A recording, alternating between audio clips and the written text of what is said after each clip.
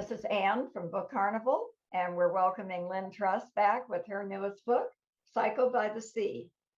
And we've been chatting about a variety of things. One was the covers. And you and I were discussing that on your first couple of books in this series for America, the covers were very dark, not at all representative of the humor that is in your books, as well as the mystery. And you decided, you told me that they decided to use the British covers when we started with these. Yeah, exactly. Yeah, the first two, they had new covers designed for the American editions, which was lovely in a way that they wanted to do that. And they were noir, they were pulp fiction. They were sort of witty in a different way. They were actually, humorous, but they didn't represent. I mean, the first book, it shows a night scene of men running one way and a woman working the other way, and it all looks very mysterious. And the book is more or less about June at the seaside in Brighton. It's very light and very bright, and it's the longest days of the year. So it didn't really fit, but I thought they were funny, in their own way. But I was very pleased when, for the third book, which was Murder by Milk Bottle, they just decided to go for the British edition. I think there was a sales team meeting or something. They said, oh, these are, let's go for these ones. So I'm very happy that they switched to the British editions, which I love. I think covers are great. I'm very happy with them. I do too. Have they any plan to reissue the first two with the different covers, or no? If they have to reprint, they will use the British covers on the American ones. Yeah, I think that is the plan. But it depends if they sell. I don't know how many they printed. I've no idea what the sales are. So it might be a long time before that happens. Right. Unfortunately. I have several questions for you. Lots of things popped into my head while I was reading this. First of all, why did you set your series in the 1950s? Well, I've asked myself that question quite a few times. It's 1957, and I was 2 in 1957, so I think it's quite. It happens to writers quite a bit. I think that they really are drawn to the period when they were small and when their parents were, sort of in their 20s, 30s or something. To me, it's very fascinating, that period. Obviously, in world historical terms and in British historical terms, Second World War finished in 1945. It's 12 years after that. So there is this sort of huge social change was going on. The working classes, having come out of a very long depressed period of no food in the shops and people having, food being rationed and so on. That had just ended really in the early 50s, that people, could spend their money as they wanted to. And there was more or less full employment. It was quite an optimistic time, and things were happening, rock and roll, everything is sort of changing. There's a sort of, young teenagers are having leisure time and going out and doing stuff. So I think it's quite I think it's a really attractive period. And in fact, I saw, after I'd been writing them, I saw a poll in one of the daily papers here of what was the happiest year of the 20th century, and 1957 came out top. And I don't know, I think it was before a lot of cynicism, and I don't know, it was seen as a good time. So I latched onto that period of, that sense of potential, possibilities, things that could, things were changing. And so you've still got very old-fashioned attitudes, which I can play with and really enjoy. But you could also have, someone, Constable Twitten is a very well-educated boy, and he's, I could believe him living at that time and having sort of quite advanced attitudes as against the old-fashioned ones. So it seemed like a very good period to work in. And of course, I read a load about it, and I'm now completely wedded to 1957. I probably wouldn't like to really live there, but it was, and it was a good time for the seaside as well. So these are in Brighton in 1957. And at that time, there was a lot of civic pride. You know, the place was full of lovely, you know, ornamental flower beds, and, you know, it was a place to come and really enjoy yourself as a family and all that sort of thing. And I loved rediscovering that and digging that up, really. So it's, as you can tell, it's a bit of a passion now. And that was partly going to be my next question, as why in that particular area, and you've answered part of that. Brighton seems to draw mystery authors to some extent. It does. It does. It always has. It's strange. It's a bit dodgy, Brighton. I don't know if you know the expression dodgy, but there's a sort of, you know, there's an undertone about it. There's a lovely quote from a man called Keith Waterhouse. He said that Brighton always has the air of helping the police with their inquiries. And there's a sort of, that's a sort of lovely, you know, there are a lot of people are drawn to Brighton because they can get away with it in Brighton. And there, you know, it's on the edge of it's not that far from London. The accent in Brighton is the same as London. It's London by the sea, you know, but it's got more license somehow. And because people are coming to enjoy themselves, they're also coming and being, you know, fleeced by people. They're being robbed. They're being, you know, it's very, you know, it's very sort of fluid in a way that, say, a country village, you know, with a vicarage and a library and all that sort of thing, you know, that to me is less. I mean, you have to work harder, I think, to make things happen there. Whereas in a place where people are coming and going at enormous rates, I mean, the trains are bringing people down thousands at a time, and they wash through the sea out of town and go to the sea, and they buy stuff, and they have fish and chips, and they're all over the place. And meanwhile, you know, dodgy characters can get away with it in the shadows. I mean, what was really happening in 1957, interestingly, was it was the first ever prosecution of some police for corruption happened in Brighton.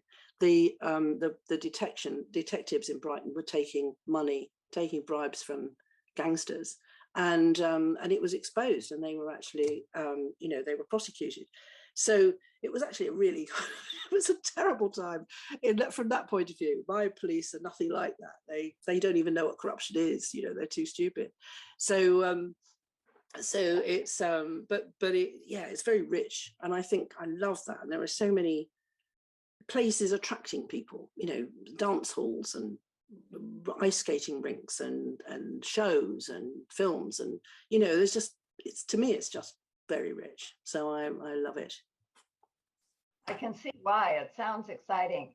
Well, I've been to England a few times. I never made it to Brighton, but if I ever get over there again, that's going to be my first spot I head for. Come and see me. It just sounds wonderful.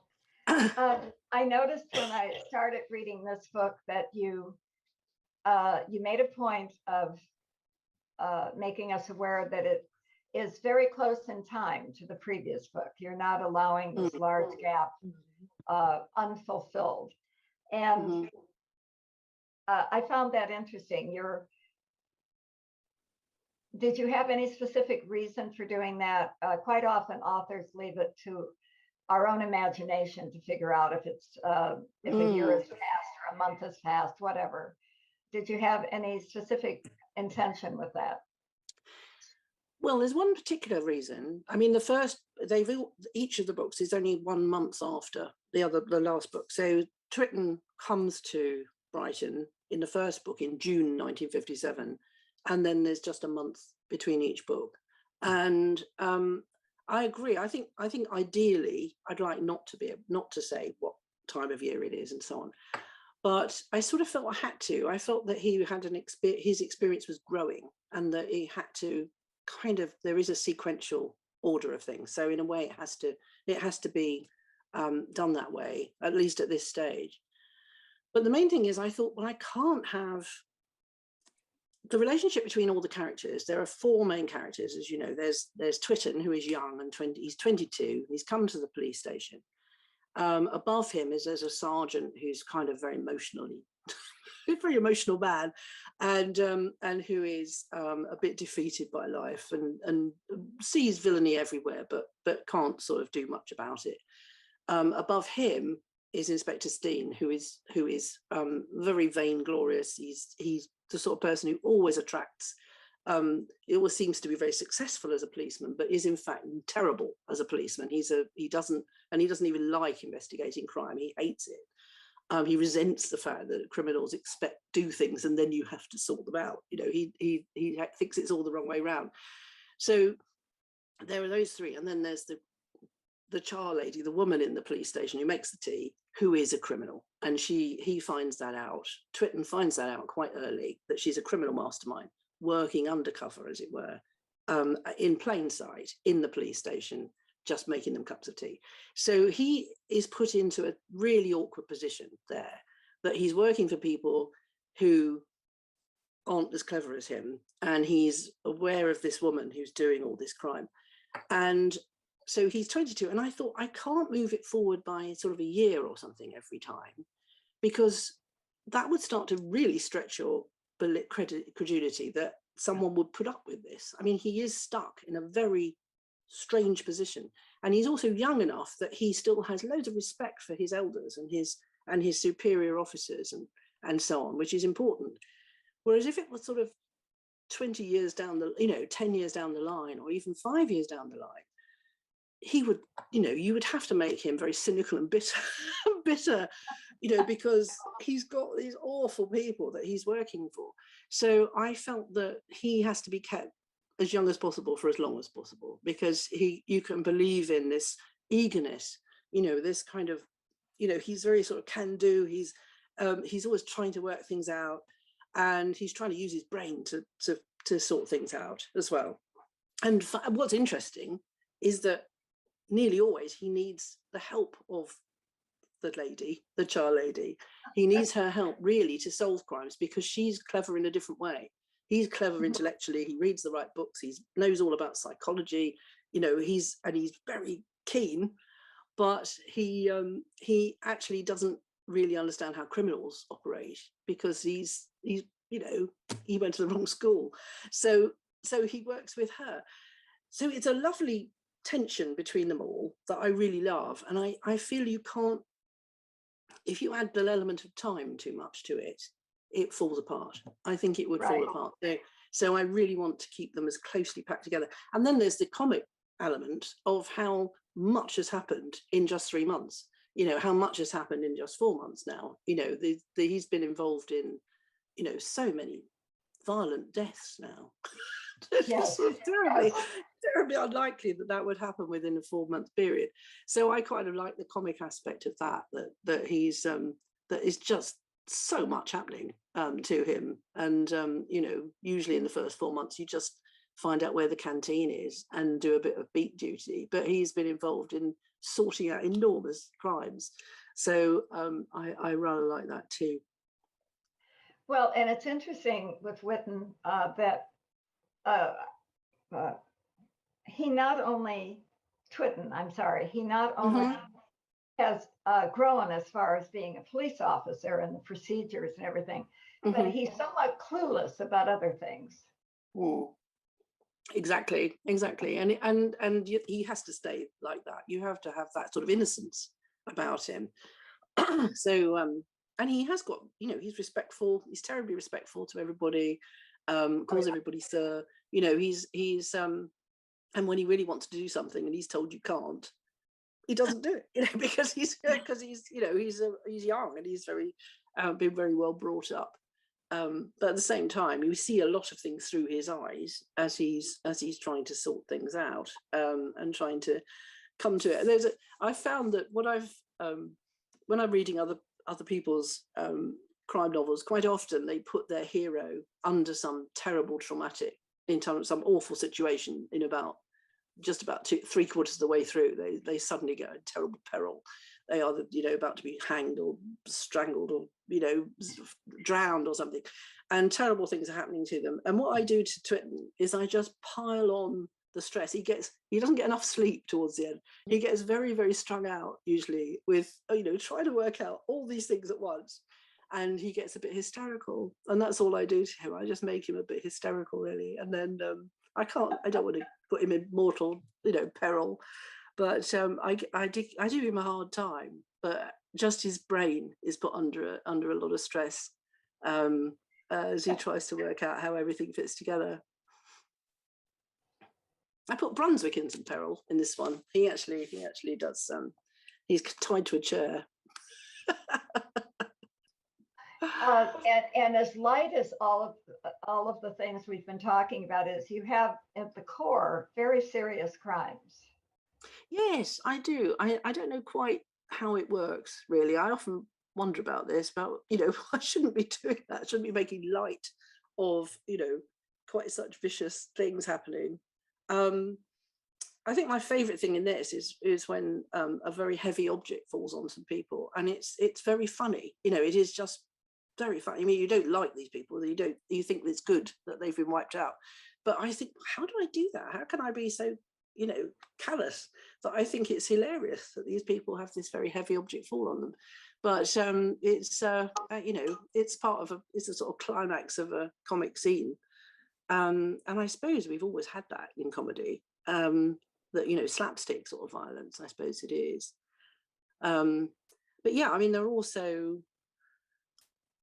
I think what's growing in the books is more, as you get to know the characters more and you know more about how they feel about each other, about how they feel about other things, you care about them more. So I think that I'm pleased about, that there is a serious amount of identification you can do now with all of them, because you know more about their childhood, their relationships to people. In this one, you hear quite a lot about Mrs. Groynes, who is the Char Lady at the police station. You know how she came to Brighton, how she set up her gang there, how she feels about some of them, how she feels quite this maternal strength. She's really got a very strong relationship with this young boy who runs around doing errands for her, and how she cares about this man who goes missing at the very beginning, a man who's been her sort of lookout man. He's disappeared, and she really cares about him, and so that's the serious side of it that I'm more interested in, is that you start to sort of love them. I obviously love them, but I'm hoping other people are starting to love them too. Well, I love her and her feather duster, and she's always in the right place at the right time. Yeah. Tell us what you see going forward. Well, I don't know. I mean, unfortunately, for the time being, this is the last one. PsychoByTheSea is the last Twittens at the moment. Not my choice. So I have to decide really what to do next. I have to decide whether to start something new or to write another one of these and hope to get it into print. So that's an interesting position to be in. In terms of Twitten, I've got lots of ideas going forward, but they're not in concrete form yet. So I don't know. I mean, there's lots of precedent for having several ideas going at the same time in crime writing. People do have lots of series, don't they, that they do at the same time. So maybe it is the right point to start something else. But as I say, I didn't actually intend this to happen. I thought I would write at least 6 of these. So it's a bit odd having stopped here. As a reader and a bookseller, I'm sorry to hear. I'm always upset when publishers don't lock into an author like yourself and keep going and give you the boost that you need to go forward, because you've got a great series here. Oh, thank you. Well, I don't know. I mean, maybe there is a way forward. I've got some meetings coming up, so maybe we will make it forward. But I wouldn't want to lie to you and say, oh, I've got another book coming out next year, because I don't. That didn't happen. So it was a bit shocking. But anyway, there's nothing I could do. Now, I know other authors have, and maybe you have done the same, continue to write, or perhaps are writing something else that you might be interested in finding a publisher for. Have you done any of that during this, or are you just kind of biding your time? I've been having ideas, that's all so far. So publishing has changed a lot in my lifetime, I have to say, and I do find it, so I think I know what you should do, and then I think, oh, do I actually know anymore how this would operate, how this would work? And the reason that this isn't going forward is to do with sales, which is something I had no control over. and so what do I do if I go to another publisher and say, please take me on, my last books didn't sell very well?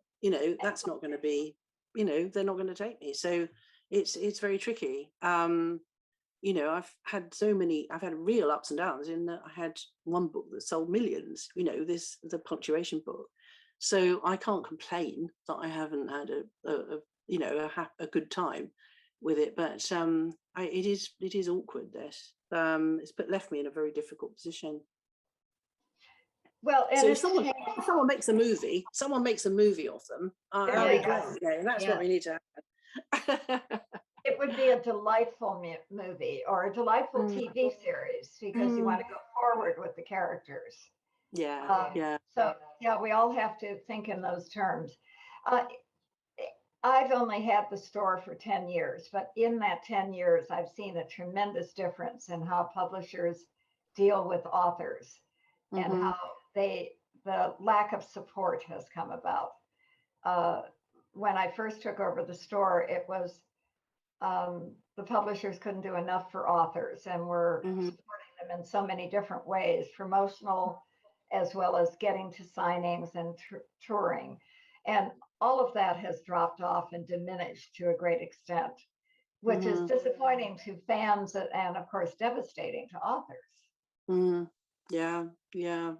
No, I just don't know how the land lies now, really. So it's a bit scary to and I can't predict what will happen. I have a very good agent who believes in these books very much. I mean, he loved them. So I'm sure he'll find a way through for me. He doesn't want me to just stop completely. So that would be good. Well, and a good agent is your best friend, right? It really helps. They do everything. Definitely. Oh, he's terrific. Yeah.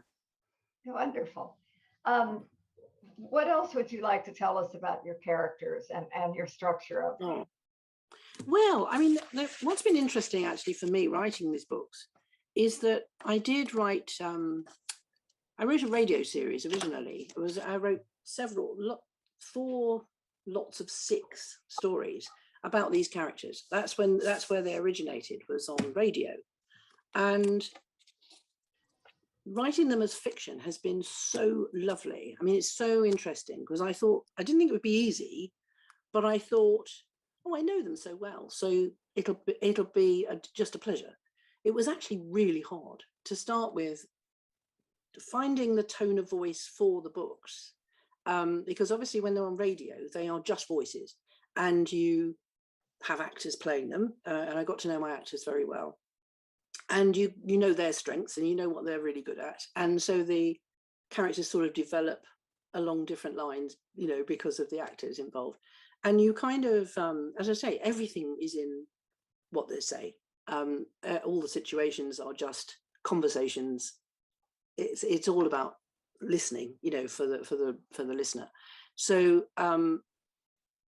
when in a book, it's just completely different. It's just completely different. I have written novels before, but to write these book characters into novels was a real challenge. It was a real challenge, and I have so loved it, because my interest in the characters has just developed hugely as I write them, because I can explore, as I said, their backgrounds, what's in their minds, and it brings the humor out much more, I think, because if you know exactly what someone's thinking, and then something happens to them, then you really have it's much funnier. It's just much funnier.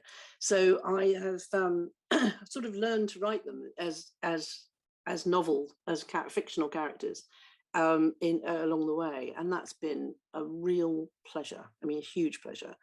And as I say, I've grown to love them so much. But I think giving, when you write in radio, it's just it begins, there's a sound effect of someone typing or something. So, you're in an office, and then someone comes in and says, cup of tea, dear, and you are suddenly, you know who's there, and you know what they're doing, but there's no visual element at all. And you don't know whether they're sitting down, standing up, whether they've got desks, whether they've got, you don't know where they are in relation to the rest of the police station, they're in the police station, but all this stuff is just hinted at, and is enough. It's enough to give for the person listening to create the rest of that world. And it's just been so good to make them sort of turn them inside out somehow. It's very hard to explain, but to turn the whole process round and do it the other way, and be the person painting the picture for for all the action, and also being able to create. I mean, there are certain scenes in the books, and there's some in Psycho by the Sea, that take place in the dark, when Twitten is at home in his bedroom, and he gets a visitation, and she says, don't turn the light on. So there are conversations, just those conversations take place in the dark, and those are the nearest I go back to being the radio drama. It's just, has she got a gun? Has she not got a gun? All that sort of stuff. But basically, they are just conversations. But the rest of it is fully, I hope, fully sort of visualized. And I think that's been, I love a challenge as a writer. I've done all sorts of, in my career, I've done all sorts of writing. I've been a sports, I did sports reporting at one point, although I didn't know anything about sport. They sort of sent me deliberately, as someone who didn't know about it, to write something different about going to football matches and so on. And I had to write that, on the day, against the whistle. What they used to say was deliver on the whistle. So you would have to be ready to send it when the whistle blew at the end of the match and it was over. You had to have finished the piece. And, that would be terrifying to most people. And I was a bit terrified to start with, but I grew to love it because it was such a challenge. It was such a different way to write, that you had to see what was happening around you and create the story as if you were looking back on it, as if you had some sort of hindsight, but there was no hindsight, it wasn't time. So you just had to create it.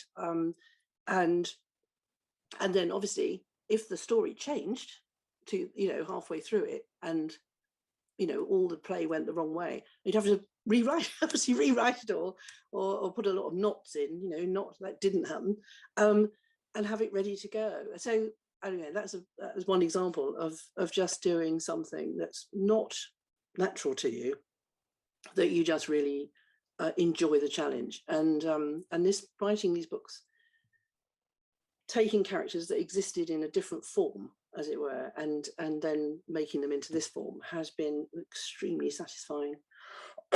So it's I have loved it.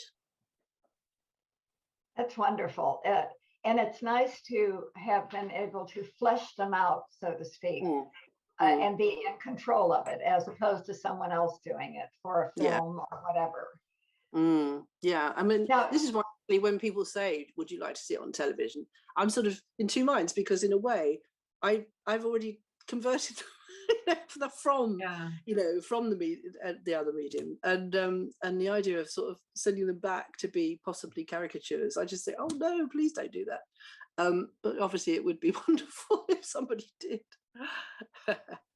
Yes, that's a hard thing, I think, for most authors, to give up control of characters that you've created and allow someone else to make a movie or a TV series out of them and change them to some extent. But it would also be a very good one financially. So exactly, because I'd be allowed to write some more books. And financially, and also to continue the series, but if I may interject as a reader, I never liked the casting. I'm always upset that, oh my God, how could they choose that person? And so anyway, that's my 2 cents on going from the written page to either TV or movies.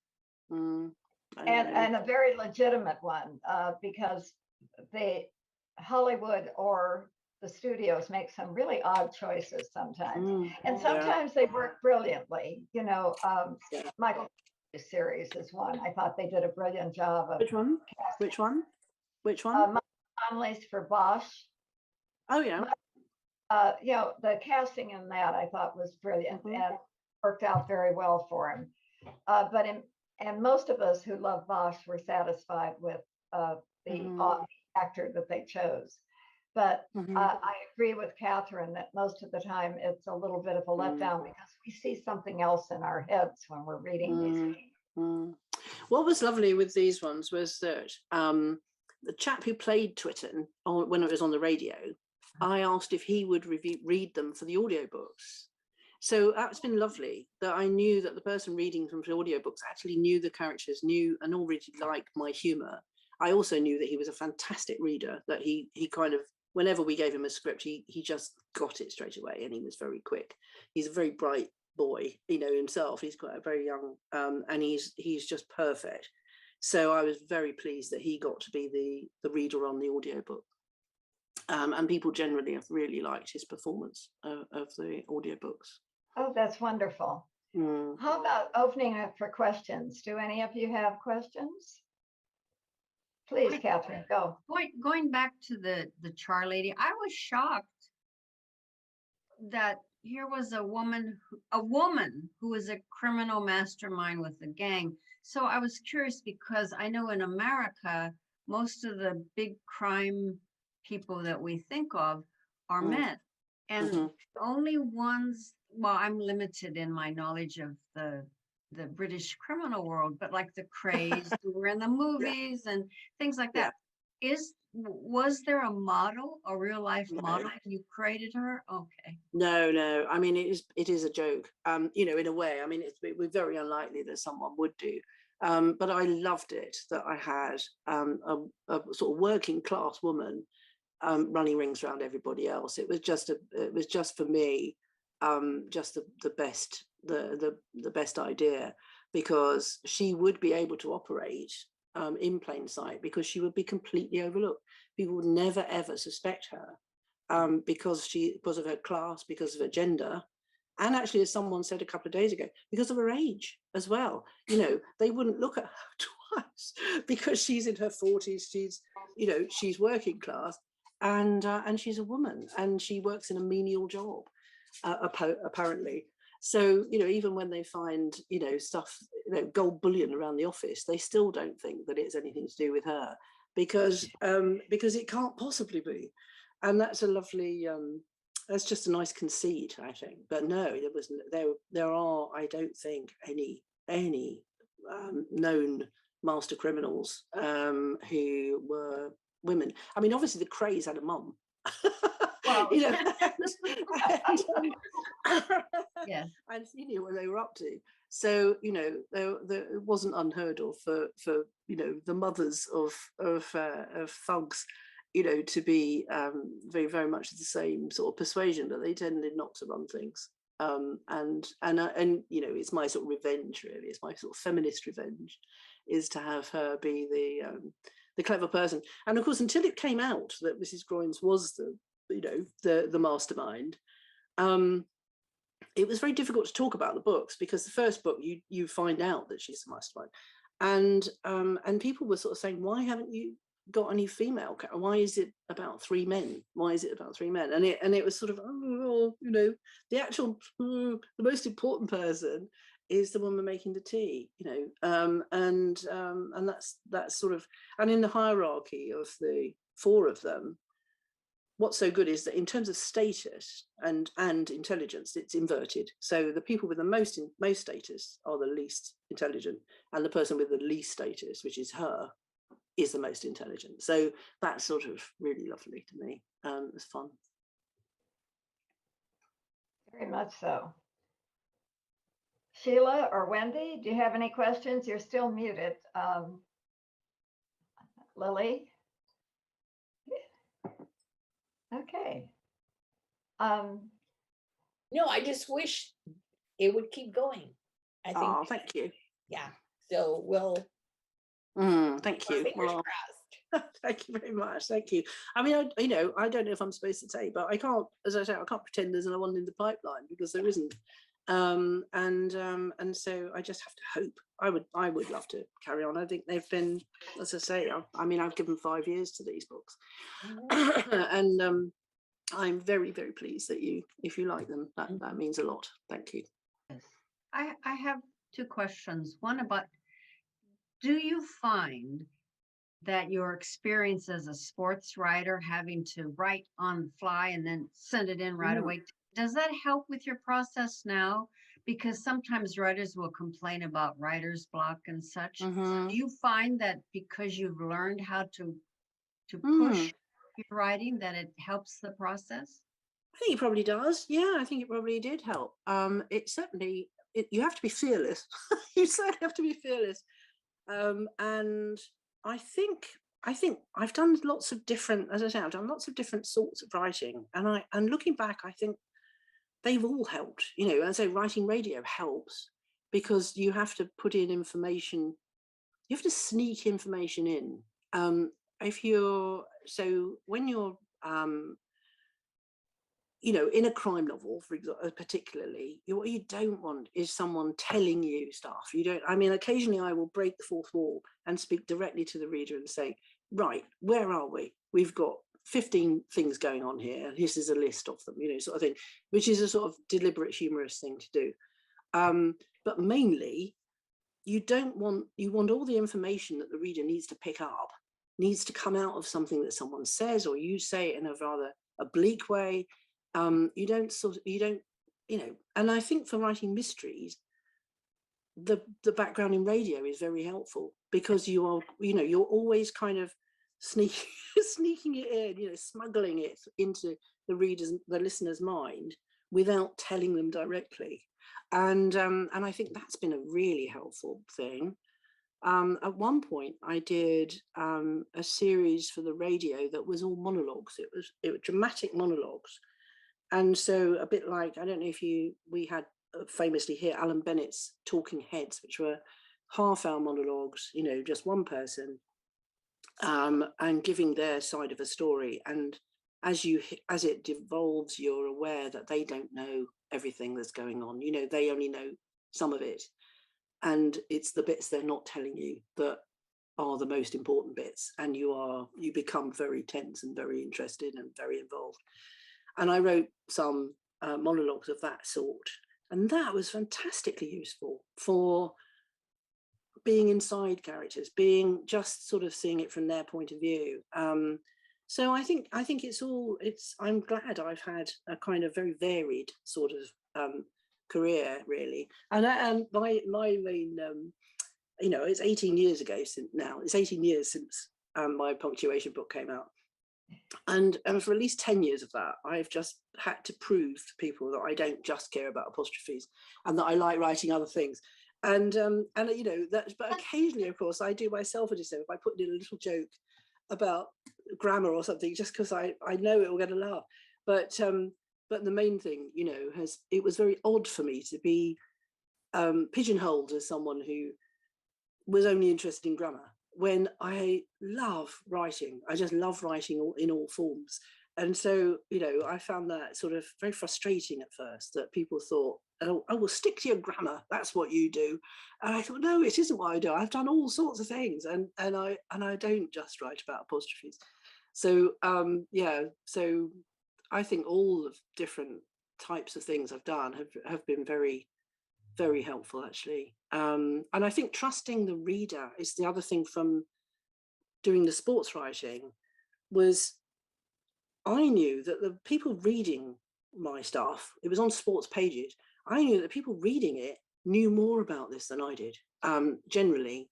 So I had to be very careful how I made, you know, I was making jokes and stuff, but they had to be jokes that were sort of knowing jokes, but that would work for people who knew more about it than I did. And that again was a very useful, I think it was trusting that the reader is there and that they are clever and that they will pick up stuff and that they will understand, and they will understand where you're coming from as well. So all of that is very, you know, has fed in, I think. So thank you. Thank you for your question.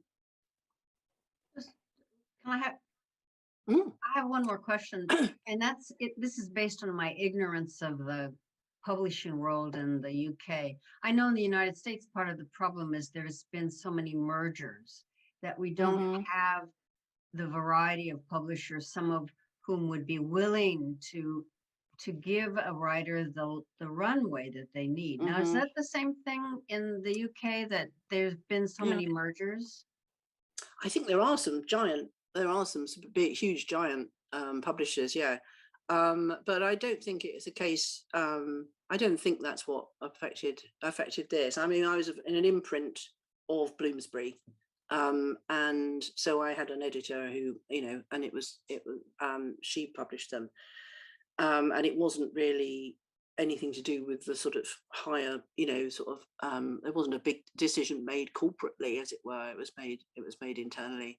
So I don't know, but I think that I think it's likely that you're right, that that does have an impact on how people get picked up or whatever. But I used to be a literary editor. In many years ago, I worked as a books editor on a magazine, and in those days, I did sort of understand how publishing worked, I think. But I don't anymore. I'm very much the sort of naive outsider now. I don't really understand it. So I just know that authors' earnings have shrunk terribly, and that's a known fact. That there's a society of authors that represents authors, and they do a report every year on the average earnings of their members, and it's just getting so tiny now, because publishers don't have to offer much in the way of advances and royalties and so on. So I know that that's happening, that people are earning less generally. I know from speaking to other authors here, they too are left hanging as to whether there's a next book. Not everyone. Yeah. But many of them. It's as though it's a power play with the publisher. Yes. So I hear that more and more from authors that have come to my store regularly for 8 and 10 years, that they will find themselves in a situation where there's not, there used to be a 3-book contract, was a pretty normal deal. And now sometimes it's only 1 or none, still just hanging until the last minute, which I think is so unfair to an author who put so much effort into creativity and has to struggle with that at the same time. I agree. So, I agree. But thank you. Yeah. Not a happy world on either side of the pond right now. So as far as authors are concerned. No, there are worse things. Of course. But yeah. I do think directly or indirectly, the pandemic has made a tremendous difference in all of this. All of our feelings, our willingness to spend money because we're not sure what's going to happen next. And this is all the way across the country, the world, really. I think we haven't fully realized the impact the pandemic has had on us beyond the health, which was terrible. But it's impacted everything. Supply chains, we're not able to get anything we want. Go ahead, Catherine. Well, I was just going to say, though, and I thank you as a writer, because the one thing that sustained me during the shutdowns we've had has been books. That has allowed me to escape the pressure and the sadness and depression and fear.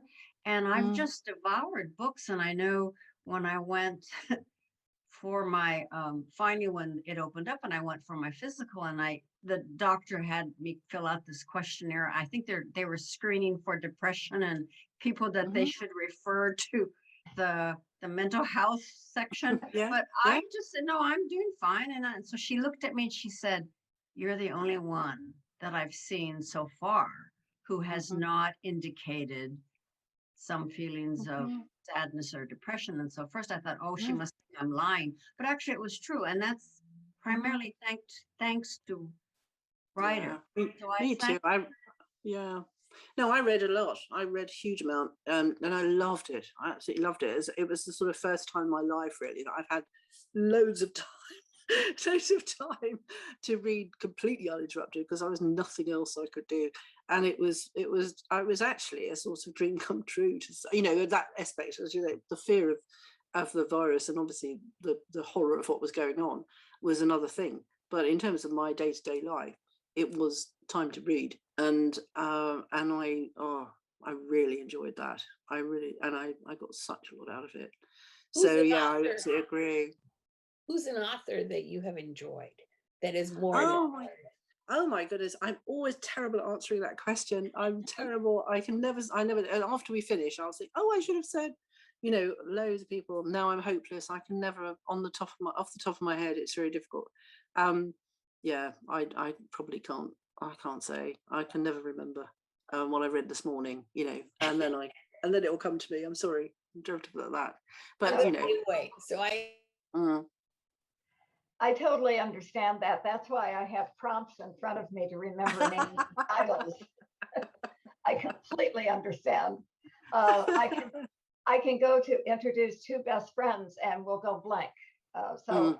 And that's not old age. It's been my entire life. So when I was in corporate, it was a desperate thing. Well, and if I may share with Lynn, if I may, when I attended the first Zoom event for your first book in the Brighton series, I have to confess that when it occurred to me that you were the writer of Eats, Shoots, and Leaves, I was just, oh my God, she's the writer. So I remembered the book, but not your name. So I think I understand that really well. Yeah. No, thank you. Yeah. Yes. No, it was very, people love the book. I mean, I'm very proud of the book. I think it's a good book, but people sort of saw it as a bit of a cause. They saw it as, I love punctuation. I care about punctuation. So I love this book. So it was sort of, I never felt that it was, people turned out in enormous numbers to see me if I came to, I toured 3 times in the States, and people would come in massive numbers to the events. But I always felt as though I was just the conduit for punctuation. I mean, people did want me to sort of lead them in some way, sort of be our leader, you are a heroine.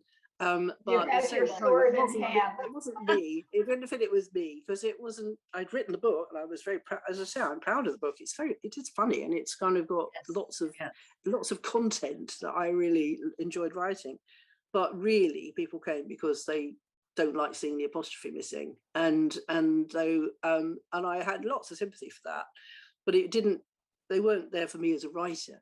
So for me, I'm very happy that I've written books now that people just, they will see as mine, and that I am their author, and there's nothing else that it's about. So yeah, as I say, I'm very happy with Eats, Shoots, and Leaves, but it was very odd to be to be just this sort of spokesperson for something. Well, you're definitely known for this series, and I hope you sell a lot of books for Psycho by the Sea. It's amazing. If you're ever in the States, whether it's touring for a book tour or on a vacation, please let me know. We'd love to have you at the store and come and visit with you in person. I would love that. Thank you very much. Thank you. No, I would very much like that. Thank you very much. They've opened the gates. I was watching the news the other night, and they've opened the borders to come in, and they were flooding in. And as I understood, England and Mexico dominated. And I've had my 3rd jab, so I've been vaccinated fully, so I should be legit. Yeah, she and I were commiserating about the booster, which was so sad. Yeah, that was so wild. Lynn, if there are no more questions by anyone, I want to thank you for such a great event and being with us, and we're going to stay in touch with you. All right. Lovely. Thank you so much. Thank you. Whatever comes next. Thank you for being with us. Thank you. Bye. Thanks everybody for joining.